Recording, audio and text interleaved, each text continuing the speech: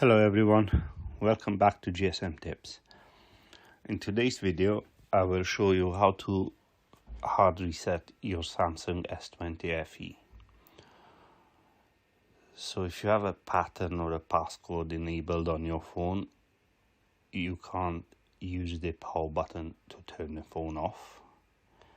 But what you want to do is hold down the power button and the volume down button for a few seconds till the phone goes off. So when the phone goes off,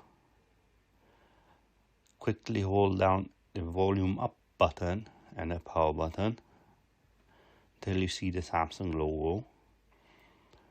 At this point, let go of the power button and you're in recovery mode. Select Wipe Data Factory Reset using the volume down button. Confirm with the power button. Factory data reset again. And reboot system now. And it's all done. Thanks for watching. Subscribe for more videos like this.